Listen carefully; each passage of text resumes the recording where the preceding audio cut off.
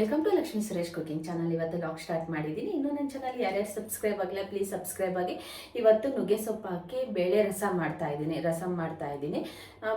ಬೇಳೆ ರಸ ಮಾಡೋದು ನೀವು ಟ್ರೈ ಮಾಡಿರ್ತೀರಾ, ನುಗ್ಗೆ ಸೊಪ್ಪು ಹಾಕಿರೋದು ನೀವು ಟ್ರೈ ಮಾಡಿರ್ತೀರಾ ಇಲ್ವೋ ನನಗೆ ಗೊತ್ತಿಲ್ಲ.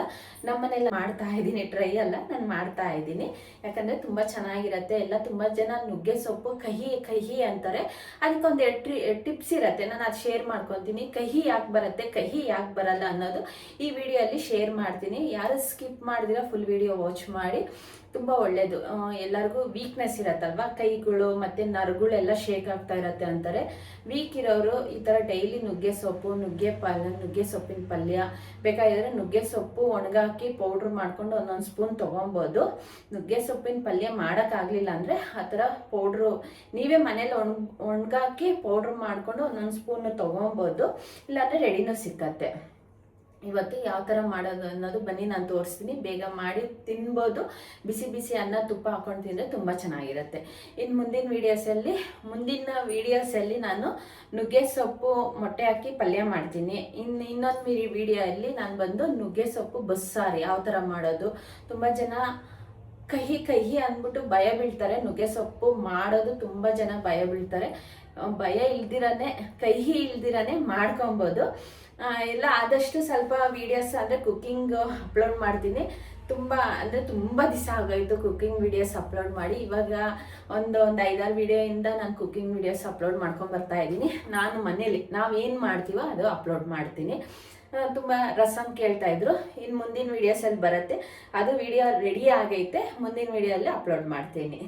ಯಾರು ಸ್ಕಿಪ್ ಮಾಡಿದಿರ ಫುಲ್ ವಿಡಿಯೋ ವಾಚ್ ಮಾಡಿ. ನಾವು ಯಾವ ಥರ ಮಾಡ್ತೀವಿ, ಯಾವ ಥರ ಟೇಸ್ಟ್ ಇರುತ್ತೆ ಅನ್ನೋದು ನಿಮಗೂ ಗೊತ್ತಾಗುತ್ತೆ. ನೀವು ಒಂಥರ ಮಾಡ್ತೀರಾ, ನಾವು ಒಂಥರ ಮಾಡ್ತೀವಿ, ಅಷ್ಟೇನೇನಿಲ್ಲ. ನಮ್ಮ ರೆಸಿಪೀಸ್ ಹೆಂಗಿರತ್ತೆ ಅನ್ನೋದು ಕಮೆಂಟಲ್ಲಿ ತಿಳಿಸಿ.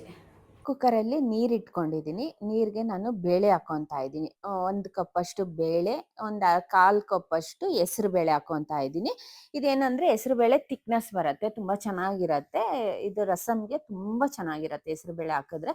ನಾನು ಹಸಿಮೆಣ್ಸಿನ್ಕಾಯಿ ಖಾರಕ್ಕೆ ಎಷ್ಟು ಬೇಕಷ್ಟು ನಾನು ಸ್ವಲ್ಪ ಖಾರಕ್ಕೆ ಜಾಸ್ತಿ ಹಾಕ್ಕೊತಾ ಇದ್ದೀನಿ. ಹಸಿಮೆಣ್ಸಿನ್ಕಾಯಿ ಮತ್ತು ಒಂದು 3 ಟೊಮೆಟೊ ಹಾಕ್ಕೊಂಡು ನಾವು ಕ್ಲೋಸ್ ಮಾಡ್ಕೊಂಡ್ಬಿಡೋಣ. ಸ್ವಲ್ಪ ಅರಿಶಿನ ಹಾಕ್ಕೊಂಡು ಒಂದು ಅರ್ಧ ಸ್ಪೂನ್ ಅಷ್ಟು ಆಯಿಲ್ ಹಾಕ್ಕೊಂಡು ಕುಕ್ಕರ್ ಕ್ಲೋಸ್ ಮಾಡ್ಕೊಂಡು ಒಂದು 2 ವಿಷಿಲ್ ಬಂದರೆ ಸಾಕು.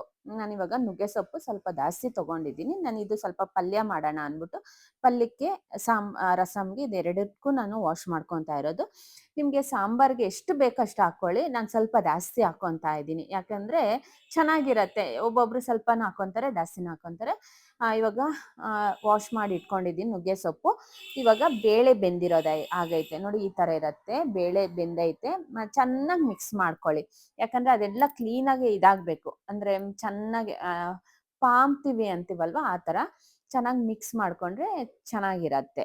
ಚೆನ್ನಾಗಿ ಮಿಕ್ಸ್ ಮಾಡಿಕೊಂಡು ನುಗ್ಗೆ ಸೊಪ್ಪು ನಾವು ವಾಶ್ ಮಾಡ್ಕೊಂಡು ಇಟ್ಕೊಂಡಿರ್ತೀವಲ್ವ, ನಾನೊಂದು ಬಟ್ಲಷ್ಟು ನಾನು ನುಗ್ಗೆ ಸೊಪ್ಪು ಹಾಕ್ಕೊತಾ ಇದ್ದೀನಿ. ನಿಮ್ಗೆ ಬೇಕಾಗಿದ್ರೆ ಜಾಸ್ತಿನೂ ಹಾಕೊಬೋದು, ಸ್ವಲ್ಪನೂ ಹಾಕೊಬೋದು. ಅದು ಇಷ್ಟು ಹಾಕ್ಕೊಂಡ್ರೂ ಅದು ಸ್ವಲ್ಪನೇ ಆಗೋದು. ಅದರಲ್ಲಿ ಹೂವು ಇರುತ್ತಲ್ವ, ಅದು ಬಿಸಾಕಕ್ಕೆ ಹೋಗಬೇಡಿ. ಯಾಕಂದರೆ ಹೂವು ಪಲ್ಯ ಮಾಡಿಕೊಂಡು ತಿಂತಾರಂತೆ, ತುಂಬ ಚೆನ್ನಾಗಿರತ್ತೆ ಅಂತಾರೆ. ಹೂವು ಇದ್ದರೆ ಬಿಸಾಕಕ್ಕೆ ಹೋಗಬೇಡಿ. ಹೂವನ್ನು ಮತ್ತು ನುಗ್ಗೆ ಸೊಪ್ಪು ಹಾಕ್ಕೊಂಡು ಒಂದು 5 ನಿಮಿಷ ಬಾಯ್ಲ್ ಮಾಡಕ್ಕೆ ಬಿಡೋಣ. ಯಾಕಂದರೆ ಲಿಡ್ ಕ್ಲೋಸ್ ಮಾಡಕ್ಕೆ ಹೋಗಬೇಡಿ. ಲಿಡ್ ಕ್ಲೋಸ್ ಮಾಡಿದ್ರೇ ನಮಗೆ ಆ ಸಾಂಬಾರೆಲ್ಲ ವೇಸ್ಟ್ ಆಗೋಗುತ್ತೆ, ಕಹಿ ಬರುತ್ತೆ. ಲಿಡ್ ಮಾತ್ರ ಕ್ಲೋಸ್ ಮಾಡಕ್ಕೆ ಹೋಗಬೇಡಿ. ಹಂಗೆ ಸಾಂಬಾರು ಕುದಿಸ್ಕೊಳ್ಳಿ. ರುಚಿಗೆ ತಕ್ಕಷ್ಟು ಉಪ್ಪು, ನಿಮಗೆ ಬೇಕು ಅಂದರೆ ಸ್ವಲ್ಪ ಅರ್ಧ ಸ್ಪೂನ್ ಅಷ್ಟು ಮೆಣಸು ಮೆಣಸಿನ ಪೌಡ್ರ್ ಹಾಕೊಬೋದು. ಇನ್ನೇನು ಸಾಂಬಾರು ರಸಮ್ ಮೆಂತ್ಯ ಸೊಪ್ಪು ರಸಮ್ ರೆಡಿ ಆಯಿತು. ನೀವು ಒಂದ್ಸಲ ಮಾಡಿ ತಿನ್ನಿ, ಟೇಸ್ಟ್ ನೋಡಿ, ತುಂಬ ಚೆನ್ನಾಗಿರುತ್ತೆ. ಹಪ್ಳ ಮತ್ತು ಉಪ್ಪಿನಕಾಯಿ ಜೊತೆಯಲ್ಲಿ ಇಟ್ಕೊಂಡು ತಿಂದರೆ ಚೆನ್ನಾಗಿರುತ್ತೆ. ರಸಮ್ ರೆಡಿ ಆಗೈತೆ, ಒಗ್ಗರಣೆ ಹಾಕ್ಕೊಳ್ಳೋಣ. 1-2 ಸ್ಪೂನ್ ಅಷ್ಟು ಎಣ್ಣೆ, ಸಾಸಿವೆ, ಜೀರಿಗೆ ಮತ್ತು ಕರ್ಬೇವಿನ ಸೊಪ್ಪು, ಒಣಗಿದ ಮೆಣಸಿನ್ಕಾಯಿ, ಬೆಳ್ಳುಳ್ಳಿ ಸ್ವಲ್ಪ ಜಜ್ಜಿಬಿಟ್ಟು ಹಾಕೊಬೇಕು. ಬೆಳ್ಳುಳ್ಳಿ ಸ್ವಲ್ಪ ಜಾಸ್ತಿ ಹಾಕೊಂಡ್ರು ಚೆನ್ನಾಗಿರತ್ತೆ. ಇಷ್ಟು ಒಗ್ಗರಣೆ ಹಾಕಿದ್ರೆ ಮುಗೀತು, ಸಾಂಬಾರು ರೆಡಿ ಆಯಿತು. ನೀವು ಒಂದ್ಸಲ ಮಾಡಿ ಟೇಸ್ಟ್ ಮಾಡಿ ನೋಡಿ, ನಿಮಗೆ ಗೊತ್ತಾಗುತ್ತೆ. ಕಹಿ ಅನ್ನೋದು ಒಂದು ಸ್ವಲ್ಪನೂ ಇರಲ್ಲ. ಆಮೇಲೆ ಸಾಂಬಾರು ಆಗಿರತ್ತಲ್ವ, ಬಿಸಿ ಇರತ್ತಲ್ವ, ಆ ಟೈಮಲ್ಲೂ ಲಿಡ್ ಕ್ಲೋಸ್ ಮಾಡೋಕ್ಕೆ ಹೋಗಬೇಡಿ. ತಣ್ಣಗಾದ್ಮೇಲೆ ಲಿಡ್ ಕ್ಲೋಸ್ ಮಾಡಿಕೊಂಡು ಯೂಸ್ ಮಾಡ್ಕೊಳ್ಳಿ. ಅಂದರೆ ಸಾಂಬಾರು ಚೆನ್ನಾಗಿರುತ್ತೆ. ಒಂದ್ಸಲ ಟ್ರೈ ಮಾಡಿ. ನಾವು ಇದು 2 ದಿವಸ ತಿಂದ್ವಿ. ಒಂಚೂರು ಕಹಿ ಅನ್ನೋದೇ ಇರಲಿಲ್ಲ, ಅಷ್ಟು ಚೆನ್ನಾಗಿತ್ತು. ಇದು ನಾಳೆ ರೆಸಿಪಿಯಲ್ಲಿ ನುಗ್ಗೆ ಸೊಪ್ಪಿನ ಪಲ್ಯ ನಾನು ತೋರಿಸ್ತೀನಿ, ಮೊಟ್ಟೆ ಹಾಕಿರೋದು. ಇವಾಗ ಊಟಕ್ಕೆ ನುಗ್ಗೆ ಸೊಪ್ಪು ಪಲ್ಯ, ಮೊಟ್ಟೆ ಹಾಕಿ ಪಲ್ಯ ಮತ್ತು ನುಗ್ಗೆ ಸೊಪ್ಪಿನ ರಸಮ್ ರೆಡಿ ಆಯಿತು. ನೀವು ಒಂದ್ಸಲ ಟ್ರೈ ಮಾಡಿ ನನ್ನ ಕಮೆಂಟಲ್ಲಿ ತಿಳಿಸಿ. ಹೆಲ್ತಿ ರೆಸಿಪಿ ಇವತ್ತು ಬಂದು. ಇವಾಗ ಊಟ ಮಾಡಬೇಕು. ನುಗ್ಗೆ ಸೊಪ್ಪು ಯಾವ ಥರ ಮಾಡಬೇಕು ಅನ್ನೋದನ್ನ ನಾನು ತಿಳಿಸಿದ್ದೀನಿ. ಆದಷ್ಟು ನೀವು ಲಿಡ್ ಕ್ಲೋಸ್ ಮಾಡ್ಕೊಳಕ್ಕೆ ಹೋಗ್ಬೇಡಿ. ಒಂದು ಪಾತ್ರೆಯಲ್ಲಿ ನೀವು ಬಾಯ್ಲ್ ಮಾಡ್ಕೊತಾ ಇರ್ತೀರ, ಅದು ಎಳೆದಾದರೆ ಒಗ್ಗರಣೆಯಲ್ಲೇ ಫ್ರೈ ಮಾಡ್ಕೊಂಡ್ಬಿಡ್ಬೋದು. ಬಲ್ತಿದ್ರೆ ಮಾತ್ರ, ಸ್ವಲ್ಪ ಎಲೆ ಬಲ್ತಿರತ್ತಲ್ವ, ಅದು ಒಗ್ಗರಣೆಯಲ್ಲಿ ತುಂಬ ಹೊತ್ತಾಗುತ್ತೆ ಫ್ರೈ ಆಗೋದು. ರಬ್ಬರ್ ಥರ ಇರುತ್ತೆ, ಅಂದರೆ ಅಷ್ಟು ಗಟ್ಟಿ ಇರುತ್ತೆ. ಅದಕ್ಕೋಸ್ಕರ ನಮ್ಗೆ ಏನೇ ಅಂದ್ರೂ ಲಿಡ್ ಕ್ಲೋಸ್ ಮಾಡಿದ್ರೆ ಬೇಗ ಬಾಯ್ಲ್ ಆಗುತ್ತೆ. ಯಾವುದೇ ತರಕಾರಿ ಆಗಲಿ ಆನಿಯನ್ ಪ್ರತಿಯೊಂದು ಲಿಡ್ ಕ್ಲೋಸ್ ಮಾಡಿದ್ರೇ ಬೇಗ ಬಾಯ್ಲ್ ಆಗೋದು. ಲಿಡ್ ಕ್ಲೋಸ್ ಮಾಡಿದ್ರೆ ಏನಾಗುತ್ತೆ ಅಂದರೆ ಕಹಿ ಅಂಶ ಬಂದ್ಬಿಡುತ್ತೆ, ತುಂಬ ಕಹಿ ಬರುತ್ತೆ, ನಾವು ತಿನ್ನೋಕೆ ಮಾತ್ರ ಆಗಲ್ಲ. ಲಿಡ್ ಯಾವುದೇ ಆಗಲಿ, ಇದು ನುಗ್ಗೆ ಸೊಪ್ಪು ಮಾತ್ರ ಯಾವುದೇ ಅಡುಗೆ ಮಾಡಿ ನುಗ್ಗೆ ಸೊಪ್ಪಿಂದ ಅಡುಗೆ ಮಾಡಿದ್ರೆ ಲಿಡ್ ಕ್ಲೋಸ್ ಮಾಡ್ದಿರ ನೀವು ಅಡುಗೆ ಮಾಡಿ ತುಂಬ ಚೆನ್ನಾಗಿರತ್ತೆ, ತಿನ್ಬೋದು. ಬಲ್ತಿದ್ರೆ ಮಾತ್ರ ಸ್ವಲ್ಪ ಎಲೆ ಬಲ್ತಿರತ್ತಲ್ವ, ಅದು ಮಾತ್ರ ಸ್ವಲ್ಪ ನೀರು ಹಾಕಿ ಬಾಯ್ಲ್ ಮಾಡ್ಕೊಳ್ಳಿ. ಅಂದರೆ ಇವಾಗ ಬಸ್ಸಾರು ಮಾಡಬೇಕು, ನೀರು ಬೇಳೆ ಎಲ್ಲ ಹಾಕಿ ಬಾಯ್ಲ್ ಮಾಡ್ತೀರಲ್ವ, ಅದು ಲಿಡ್ ಮಾತ್ರ ಕ್ಲೋಸ್ ಮಾಡ್ಕೊಳಕ್ಕೆ ಹೋಗ್ಬೇಡಿ. ಯಾವಾಗ ನಾವು ಲಿಡ್ ಕ್ಲೋಸ್ ಮಾಡ್ತೀವೋ ಅವಾಗೆ ನಮಗೆ ಕಹಿ ಬರುತ್ತೆ, ತಿನ್ನೋಕೆ ಮಾತ್ರ ಆಗಲ್ಲ. ಬೇವಿನ ಸೊಪ್ಪು ಹೆಂಗೆ ಕಹಿ ಬರುತ್ತೋ ಆ ಥರ ಬಂದ್ಬಿಡತ್ತೆ. ನೀವು ಏನೇ ನುಗ್ಗೆ ಸೊಪ್ಪು ಮಾಡ್ಬೇಕಂದ್ರೂ ಯಾವುದು ಲಿಡ್ ಕ್ಲೋಸ್ ಮಾಡ್ದಿರ ನೀವು ಪ್ರಿಪೇರ್ ಮಾಡ್ಕೊಳ್ಳಿ, ಚೆನ್ನಾಗಿರತ್ತೆ, ತಿನ್ಬೋದು. ಎಳೆ ಸೊಪ್ಪಾದರೆ ನೀವು ಎಳೆದಾದರೆ ನೀರಲ್ಲಿ ಬಾಯ್ಲ್ ಮಾಡ್ಕೊಳಕ್ಕೇನು ಹೋಗ್ಬೇಡಿ, ಒಗ್ಗರಣೆಯಲ್ಲೇ ಬಾಯ್ಲ್ ಆಗೋಗುತ್ತೆ. ಇದೊಂದು ಟಿಪ್ಸ್ ಶೇರ್ ಮಾಡ್ಕೊತಾ ಇದ್ದೀನಿ. ತುಂಬ ಜನಕ್ಕೆ ಗೊತ್ತಿರತ್ತೆ, ಒಂದಷ್ಟು ಜನಕ್ಕೆ ಗೊತ್ತಿರಲ್ಲ. ನಂದು ಇನ್ಫಾರ್ಮೇಷನ್ ಸ್ವಲ್ಪ ಶೇರ್ ಮಾಡ್ಕೊತಾ ಇದ್ದೀನಿ. ಅಗಾರೋ ಎಗ್ ಬಾಯ್ಲ್ ಕೆಟಲಿಂದ ನಾನಿವಾಗ ಎಗ್ ಬಾಯ್ಲ್ ಮಾಡ್ಕೊತಾ ಇದ್ದೀನಿ. ನಿಮಗೆ ಅದರಲ್ಲೇ ಎಲ್ಲ ಸಿಕ್ಕತ್ತೆ, ಅಂದರೆ ಎಗ್ ಬಾಯ್ಲ್ ಮಾಡ್ಕೊಬೋದು, ವೆಜಿಟೇಬಲ್ಲು ಮತ್ತು ಎಲ್ಲ ಬಾಯ್ಲ್ ಮಾಡ್ಕೊಬೋದು. ನಾನು ಮೊಟ್ಟೆ ಬಾಯ್ಲ್ ಮಾಡಿಕೊಂಡು ಅದು ಸ್ವಲ್ಪ ಪುಡಿ ಮಾಡಿಕೊಂಡು ನಾನು ಪಲ್ಯಕ್ಕೆ ಹಾಕಿದ್ದೀನಿ, ಪಲ್ಯಕ್ಕೆ ಹಾಕ್ಕೊಂಡಿದ್ದೀನಿ. ಇವಾಗ ಪಾಸ್ತಾ ರೆಸಿಪಿ ಮಾಡ್ತಾ ಇದ್ದೀನಿ. ಪಾಸ್ತಾ ಬಂದು ಇದರಲ್ಲಿ ಮೈದಾ ಆ್ಯಡ್ ಆಗಿಲ್ಲ, ಬರೀ ಗೋಧಿಯಲ್ಲೇ. ಕೊಲೆಸ್ಟ್ರಾಲ್ ಇರಲ್ಲ, ನಿಮಗೆ ಆರಾಮಾಗಿ ಡಯಟ್ ಮಾಡೋರು ಮಾಡ್ಕೊಂಡು ತಿನ್ಬೋದು. ನಾನು ಒಂದು ಕಡಾಯಲ್ಲಿ ನೀರು ಹಾಕ್ಕೊಂಡು ಪಾಸ್ತಾ ಬಾಯ್ಲ್ ಮಾಡಿಕೊಂಡು ನಾನು ಪಾಯಸ ಮಾಡ್ತಾ ಇದ್ದೀನಿ. ಬಾಯ್ಲ್ ಆದ್ಮೇಲೆ ಸಕ್ಕರೆ ಮತ್ತೆ ಪಾಸ್ತಾ ಹಾಕೊಂಡು ಬಾಯ್ಲ್ ಮಾಡ್ಕೊತಾ ಇದ್ದೀನಿ. ತುಂಬಾ ಚೆನ್ನಾಗಿರುತ್ತೆ, ಮಕ್ಳಿಗೆ ಮಾಡ್ಕೊಡ್ಬೋದು. ಮೈನ್ ಬಂದು ಮಕ್ಳಿಗೆ ಮಾಡ್ಕೊಡ್ಬೋದು.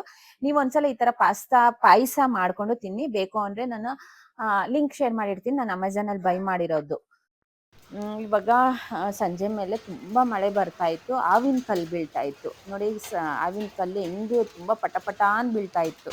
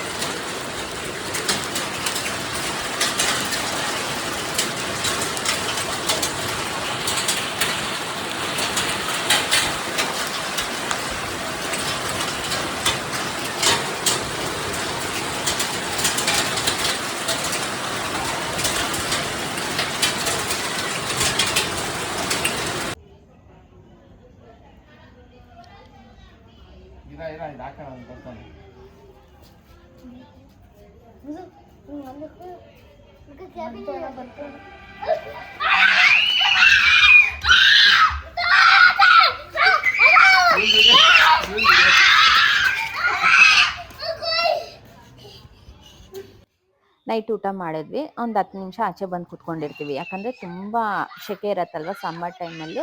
ಸೆಕೆ ಅಂದ್ಬಿಟ್ಟು ಆಚೆ ಕಡೆ ಕುತ್ಕೊಂಡಿದ್ರೆ ನನ್ನ ಮಗ ವಾಕಿಂಗ್ ಮಾಡಿಕೊಂಡು ಬಂದು ಕುತ್ಕೊಂಡಿದ್ದ. ನನ್ನ ಮಗ ಕುತ್ಕೊಳಂಗಿಲ್ಲ, ಹುಡುಗರು ಅವನೆಲ್ಲೇ ಇದ್ರು ಹುಡುಗರು ಮಾತ್ರ ಅವ್ನ ಹಿಂದೆನೇ ಇರ್ತಾರೆ ನೋಡಿ. ಈ ಥರನೇ ಇರ್ತಾರೆ, ಯಾವ ಹುಡುಗರು ಆದ್ರೂ ಇಲ್ಲೇ ಇರ್ತಾರೆ.